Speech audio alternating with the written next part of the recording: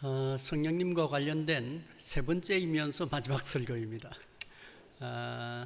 성령님과 관련된 설교를 제일 처음은 보혜사 진리의 영, 성령님이 진리의 영이시고 보혜사가 되신다 하는 그 이름과 관련된 설교를 했고, 두 번째는 성령님이 교회에 오셔서 교회를 인도하시고 교회의 은사와 그리고 또 직분과 사역을 주셔서 교회를 세워가시는 분이시다 하는 얘기를 교회를 세우시는 성령님 해서 두 주 전에 설교를 했습니다. 이제 성령님의 주요한 사역 중에 마지막 부분이라고 할 수 있는 성령님은 구원을 이루시는 분이시다, 우리 개인에게는 구원을 이루어 가시는 분이시다 하는 점을 오늘 하나님의 말씀을 통하여서 함께 살펴보려고 합니다.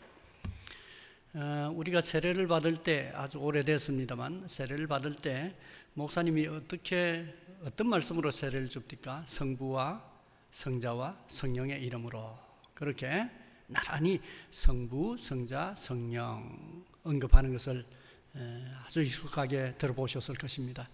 그리고 또 뿐만 아니라 예배 마칠 때마다 축도할 때 목사님이 축도를 하실 때 성부의 사랑과 성자의 은혜와 성령의 교통하심이, 이것도 성경 구절 그대로입니다. 고린도후서 13장 13절에 바울의 축도를 그대로 이제 선포하는 것입니다. 그래서 거기서도 성부, 성자, 성령 이렇게 나옵니다. 우리가 구원받을 때부터 시작하여서 우리가 믿음 생활을 해 나가는 과정 중에 늘 우리의 삶의 축복에 이르기까지 성부, 성자, 성령 세 분이 나란히 함께 참여해 있는 것을 보게 됩니다. 물론 유대인들 같은 경우에는 이렇게 성부, 성자, 성령님 중에 특히 성부에겐 아주 집중된 생각을 가지고 있습니다. 그래서 하나님의 은혜, 하나님의 사랑, 오늘날도 대단히 문자적인 성경 읽기를 하는 사람들 중에서는 하나님의 은혜와 하나님의 사랑, 여기에만 집중적인 관심을 갖는 사람들이 종종 있습니다. 그러나 이 장로교인들 말고 침례교인들이라든지 혹은 성결교회 교인들이라든지 이런 사람들 중에 어떤 사람들은 구약을 율법이라고 해서 좀 그렇게 높게 평가하지 않고 신약 성경만 굉장히 중요하게 생각하는 사람들이 이따금씩 있습니다. 그분들 같은 경우에는 예수님의 십자가와 예수님의 부활과 구원, 복음, 이것만 아주 중요하게 생각하는 사람들이 있습니다. 그런데 특히 20세기 이후에 좀 체험적인 신비주의 그리스도인들이 있습니다. 이분들 중에서는 어떤 사람들은 성령님의 은사라든지 성령님의 능력만을 너무 중요하게 생각한 나머지 삼위 하나님 중에 오늘날은 성령의 시대이고 성령님이 가장 중요하다 이렇게 말하면서도 성령님의 은사, 성령님의 능력에 아주 관심을 집중하는 사람들이 있습니다. 그런데 우리 예수님께서는 그렇게 하시지 않고요, 세례를 주실 때 그때도 성부와 성자와 성령의 이름으로 그렇게 나란히 함께 그렇게 언급하고 계십니다. 그리고 또 사도 바울도 성도들을 축복할 때 성부의 사랑, 성자의 은혜, 성령의 교제, 성령의 교통하심이 너희 무리와 함께 있을지어다, 그렇게 축도하는 것을 보게 됩니다. 물론 구속 역사적인 순서로 한다면 하나님의 은혜와 하나님의 사랑이 결국은 우리를 구원하시기 위한 계획을 갖게 하셨죠. 그리고 하나님의 그 계획에 순응하여서 성자 예수님이 우리에게 오셔서 구원을 실제적으로 이루시기 위하여 십자가에 달려 돌아가시고 부활하셨습니다. 그리고는 예수님이 행하셨던 그 일을 이제 성령님께서 그 이후 시대에 교회와 그리스도인들에게 쭉 역사하셔서 적용해 가시는 일을 하시는 게 사실입니다. 어떤 사람들은 구약시대는 하나님이 역사하셨고 신약시대에는 예수님이 역사하셨고 오늘날은 성령님이 역사하신다, 너무 그렇게 얘기하는데 꼭 그런 것만은 아닙니다. 삼위 하나님은 이렇게 구약에는 아버지 하나님으로만 나타나시다가 신약 시대는 예수님으로만 나타나시다가 교회 시대에는 성령님으로만 계신 그런 분은 아닙니다. 물론 성령님이 주도적인 역할을 하시지만 삼위 하나님이 늘 우리의 구원을 위하여 함께 역사하시는 것을 보게 되는데, 그러므로 우리는 늘 항상 우리 주 예수 그리스도의 이름으로 또 하나님께 경배하고, 또 하나님께서 우리를 구원하시고 교회를 위하여 주신 그 성령님을 생각하면서 성령님이 보혜사로 우리와 함께 계시면서 우리를 도와주시기를 우리가 간절하게 열망하는 것입니다. 그래서 성령님에 관련한 얘기를 한국교회가 이전에 참 오순절 운동, 신오순절 운동이 일어나면서 성령의 은사와 복음에 특히 방언에 대하여 집중된 관심을 가지게 됨으로써 마치 장로교회가 오랫동안 성령님에 관하여서 중요한 것을 가르치지 않았던 것처럼 그렇게 오해한 경우가 있다고 있긴 했습니다. 그러나 그렇지 않습니다. 사실 성령님의 가장 중요한 사역은 앞서 2주 전에 교회를 세워나가는 일에 복음을 능력 있게 하기 위하여서 능력을 행하신 일이 있습니다.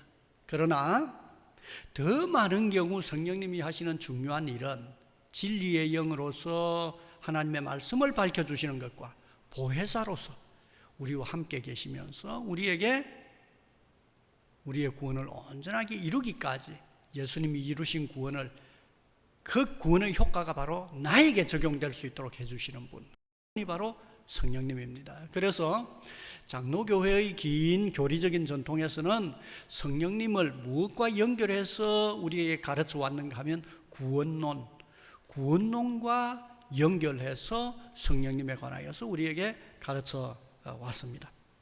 그러면 이 구원과 관련하여 성령님께서 어떤 일을 하시는지 우리가 하나님의 말씀을 통하여서 아주 중요한 부분들을 한번 생각해 보기를 원합니다.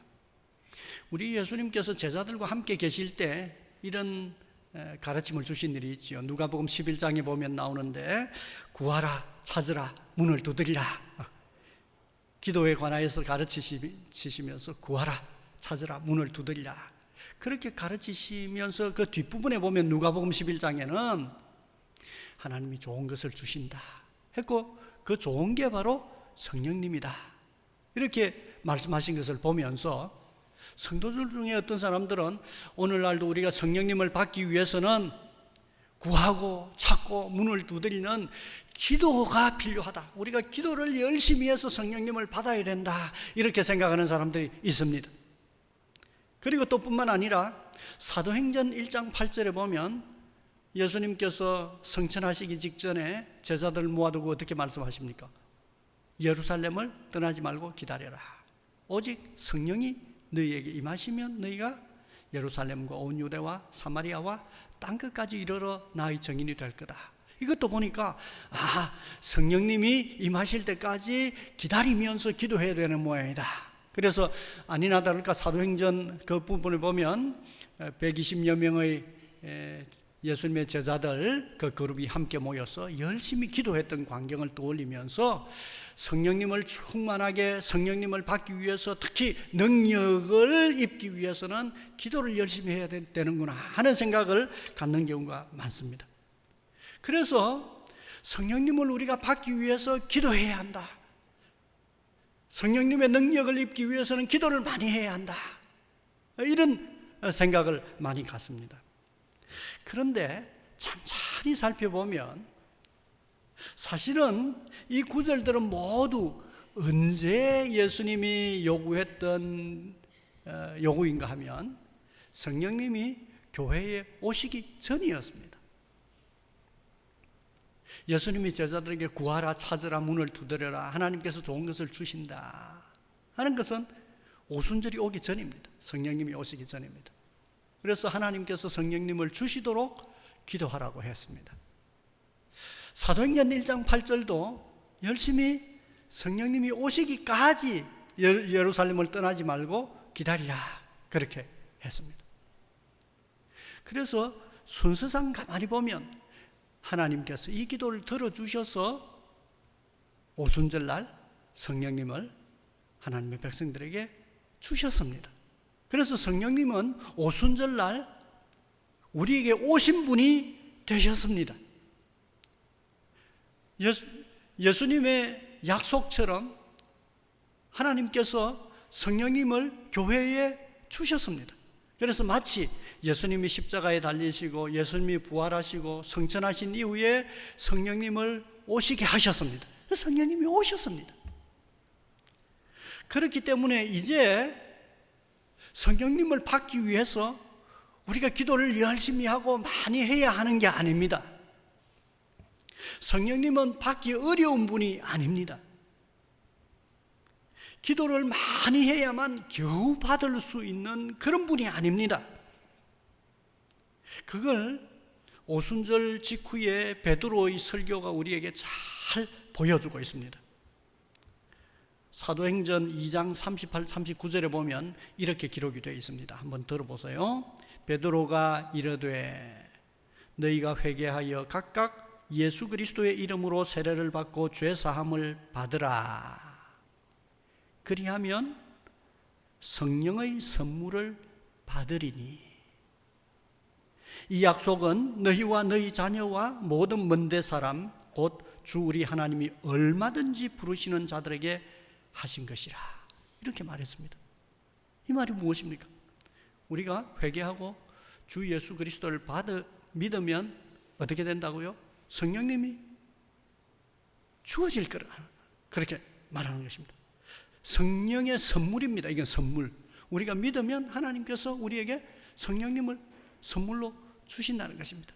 그런데 이 선물은 목사님이나 장로님이나 특별한 사람만 받는 게 아니라 여기 보면 너희와 너희 자녀와 모든 먼데 사람, 수가 정해져 있지도 않아요. 하나님이 얼마든지 부르시는 자들에게 하신 것이라. 그렇게 말했습니다. 그러니까 성령님을 받는 것은 우리가 기도를 열심히 해야 받는 게 아니라 우리가 회개하고 예수님을 믿으면 하나님이 우리에게 성령님을 선물로 주시는 것입니다. 성령님은 우리에게 오시는 분이십니다. 그래서 그날도 그대로 됐습니다. 베드로의 설교를 듣고 그날 세례를 받고 그리스도인이 된 사람이 얼마였습니까? 3,000명, 5,000명 이렇게 확산되어 갔던 것입니다. 이게 사실이기 때문에 사도 바울도 에베소 교회의 교인들에게 이렇게 기록했습니다. 들어보세요. 그 안에서 너희도 진리의 말씀 곧 너희의 구원의 복음을 듣고 그 안에서 또한 믿어 약속의 성령으로 인치심을 받았으니 이미 약속된 그 성령님이 너희의 구원을 인쳤다고 하는 말이 무엇입니까? 도장으로 찍어서 확실하게 증거해 주었다. 우리가 계약서를 다 쓰고 말로 약속하지만 도장을 딱 찍으면 확실한 게 되는 것처럼 성령님은 우리의 구원을 인치시는 분이다. 확실하게 도장을 찍으신 분이시다. 이는 우리 기업의 보증이 되사 그 얻으신 것을 속량하시고 그 영광을 찬송하게 하려 하십니다. 그렇게 말했습니다. 그렇습니다.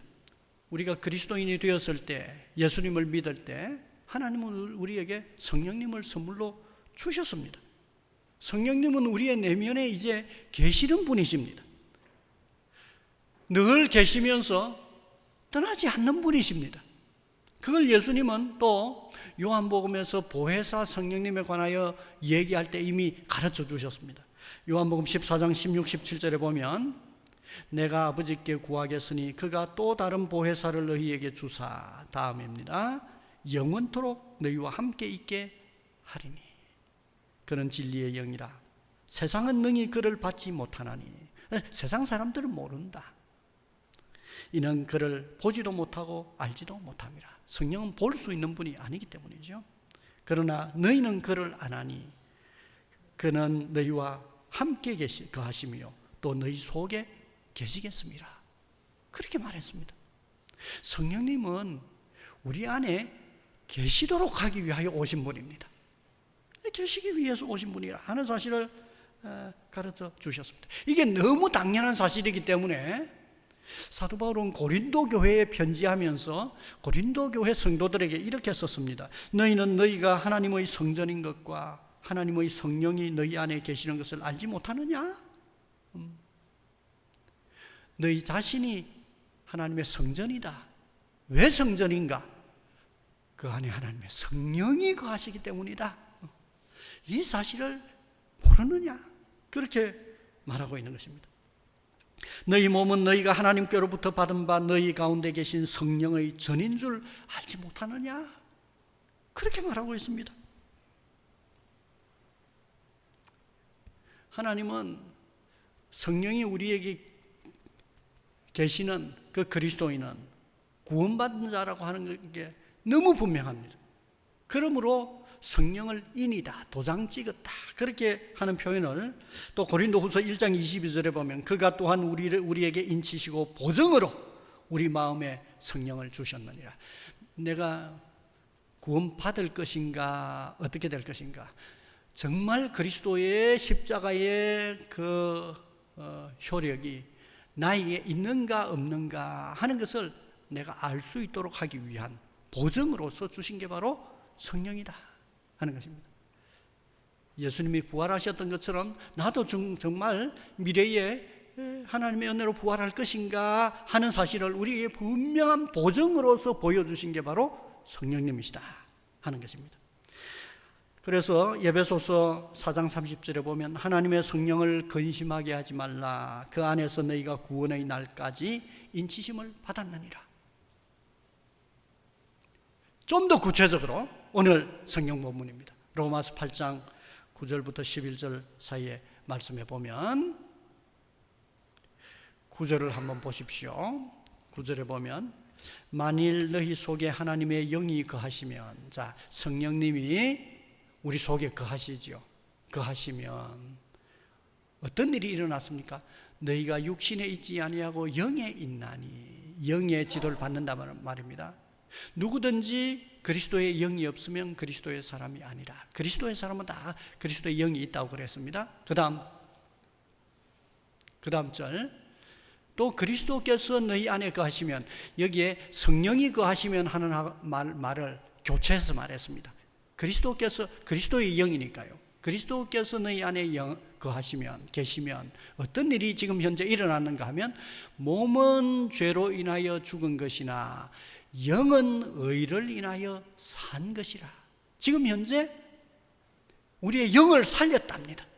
영을 살렸고, 그 다음 절 11절에 보면 예수를 죽은 자 가운데서 살리신 이 하나님이죠. 하나님의 영 보십시오. 제일 처음에는 성령, 그 다음에 그리스도, 또 하나님. 하나님의 영이 너희 안에 거하시면 그리스도 예수를 죽은 자 가운데서 살리신 이분이 누굽니까? 하나님이시죠. 하나님이 예수님을 부활시켰습니다. 그분이 너희 안에 거하시는 그 영, 자, 성령이죠. 우리 안에 계시죠. 이 성령으로 말미암아 우리의 죽을 몸도 어떻게 하시겠다고요? 살리실 것이라. 그러니까 우리의 영을 살리고 미래에 우리의 몸조차도 부활하게 하시도록 하기 위하여 우리에게 와 계시는 분이 누구라고 말입니까? 성령님이다 하는 사실을 우리에게 가르쳐주고 있습니다. 보십시오. 우리가 회개하고 예수 그리스도를 믿어 구원, 그 그리스도인이 되었을 때 하나님은 그 그리스도인에게 모두 선물을 주십니다. 그 선물이 바로 성령님입니다. 그 성령님은 우리에게 늘 함께 계시면서 우리의 구원을 실현시켜 가기 위해서 계십니다. 그래서 그분이 먼저 우리의 영을 살렸습니다. 마지막 날에 우리의 몸조차도 살리실 것입니다. 우리가 구원받을 하나님의 자녀라고 하는 사실을 인쳐서 늘 항상 보증해 주시고 우리에게 그 사실을 확신시켜 주시는 분이 바로 성령님이시다 하는 사실을 우리에게 가르쳐 주셔요. 성령님은 바로 이런 분이십니다. 성령님은 우리에게 특별한 은사만 주시는 분이 아니고요, 더 근본적으로는 우리 속에 계시면서 우리의 구원을 실현시켜 가시는 분이시다 하는 사실을 가르쳐 주고 있습니다.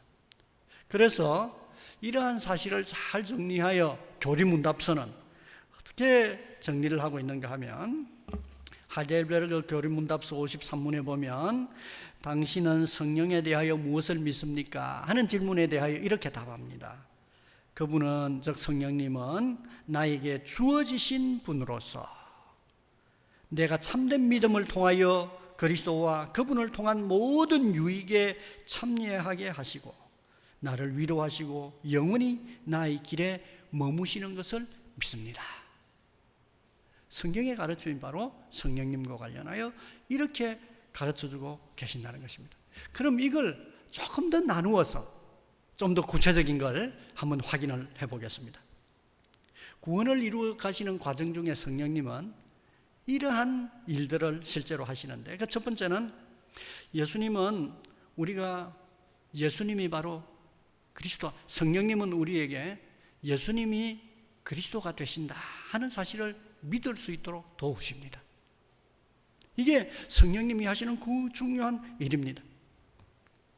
성경 말씀을 읽거나 혹은 전도의 얘기를 듣거나 혹은 설교의 말씀을 들으면서 예수님 그분이 정말 하나님이 보내신 그리스도, 즉 구원자이구나, 하나님의 아들이시구나 하는 사실을 믿게 되는데, 이건요 우리가 밖에서 공부하는 일반적인 학습의 효과만 아닙니다.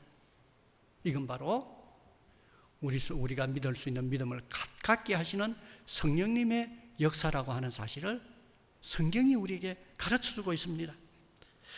사도행전 16장 14절에 보면 빌립보에서 사도 바울이 주일날, 그때는 예배당이 없었는데 사람들 모아가지고, 유대인들을 모아가지고 설교의 말씀을 했습니다. 그때 성령님이 역사하셨습니다. 루디아가 첫 번째 빌립보의 기독교 신자가 되는데, 성령님이 루디아에게 어떤 방법으로 역사하셨는지 16장 14절에 이렇게 기록하고 있습니다. 주께서 그 마음을 열어, 루디아의 마음을 열어 바울의 말을 따르게 하신지라. 바울이 가르치는 예수님이 그리스도가 되시고 하나님의 아들이 되신다고 하는 이 말을 받아들이게 했습니다. 받아들이게, 따르게 하셨다. 누가? 성령님이 마음을 열어 이렇게 하셨다 하는 것입니다. 사실 예수님이 그리스도가 되신다, 하나님의 아들이 되신다고 하는 것은 진짜 믿기 어려운 말입니다. 제가 청소년 시절에 곰곰이 생각했을 때 하나님은 인정할 수 있겠더라고요. 처음에 신앙이 좀 더 나아지기 전에. 근데 왜 예수님은 왜 믿어야 되지? 그건 한참 생각한 일이 있습니다. 예수님이 그리스도가 되시고 하나님의 아들이 된다고 하는 건요 받아들이기가 쉽지 않습니다. 오늘날도 바깥 세계의 많은 사람들은 이 사실을 우습게 생각합니다. 유대인들도 바로 이 단순한 사실을 인정하지 않습니다.